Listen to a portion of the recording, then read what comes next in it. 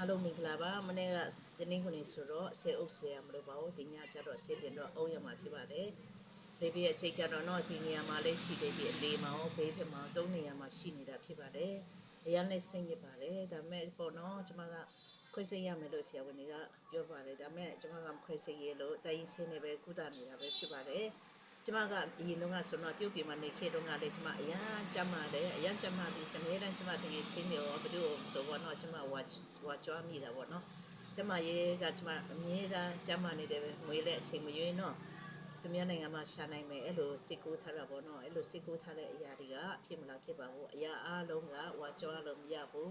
အရာအားလုံးကဖြစ်လာမယ်ဆိုတာလေကိုချင်းတဲ့အတိုင်းမဖြစ်လာနိုင်ပါဘူးဆိုတဲ့အကြောင်းကိုလည်းပြောပြချင်တယ်အရာအားလုံးကဝါကြွားခြင်းကြောင့်ပဲကျမဒီလိုပေါ့နော်မြန်မာပြည်မှာရောက်တဲ့အချိန်မှာပဲကျမကလေးပြအကျိတ်ရှိတယ်ဆိုတာနော်နည်းနည်းတေးသေးကနေစပြီးမှဖြစ်လာတာဖြစ်တယ်အဲ့ဒီအထရာဆောင်းရဲလည်းမှကျမအကျိတ်ရှိနေတာဆိုတာကိုပို့ပြီးတော့တည်ရချင်းဖြစ်တယ်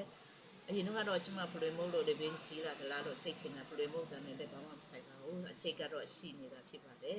အဲကြောင့်မို့ပေါ့နော်ဖေအရာမှကျမတို့ဟွာကြွားလို့မရဘူးမတေးချပါဘူးဆိုတဲ့အကြောင်းလေးနဲ့ပြောပြချင်တယ်ကျမရေးကအစပေါ့နော်ငွေရေးချေရေးကအစအလားပါရေးရကအစအဆက်ဆက်ရတေးဖွဲ့ကစ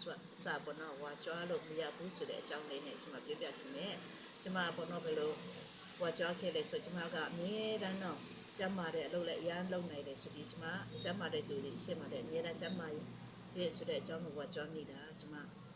ဟိုဘောနော်အခုလိုဖြစ်မှကျွန်မသိရှိရတာဖြစ်ပါတယ်ဘယ်အရာမှဝါကြွားလို့မရအောင်ကြွားဝါလိုက်ပြီးဆိုရင်ဖျားထင်ကအောက်ဆုံးထိရိုက်ချပြလိုက်တယ်ဆိုတဲ့အကြောင်းလေးကိုလည်းပြောပြချင်တယ်ဆုံးမတဲ့တတိပေးတာပဲဖြစ်တယ်ဆိုတဲ့အကြောင်းပြောပြချင်တယ်အခုလည်းစိတ်ရှည်လက်ရှည်နဲ့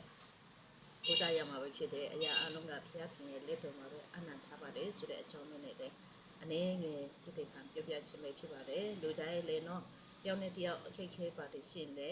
ဝါကြွားခြင်းမရှိဘဲနဲ့အကူညီတွေပေးနိုင်ကြတဲ့သူတွေလည်းဖြစ်နိုင်ကြပါစေအရာတိုင်းလည်းကြမ်းမာတဲ့သူတွေဖြစ်နိုင်ကြပါစေလို့ဆုတောင်းပေးပါတယ်နောက်ထပ်ရောက်စီတိုင်းပေါ်မှာလည်းအရာတိုင်းမှာအောင်မြင်ပါစေဖြတ်ထင်ထာမကောင်းခြင်းတွေရရှိနိုင်ကြပါစေလို့ဆုတောင်းပေးပါတယ်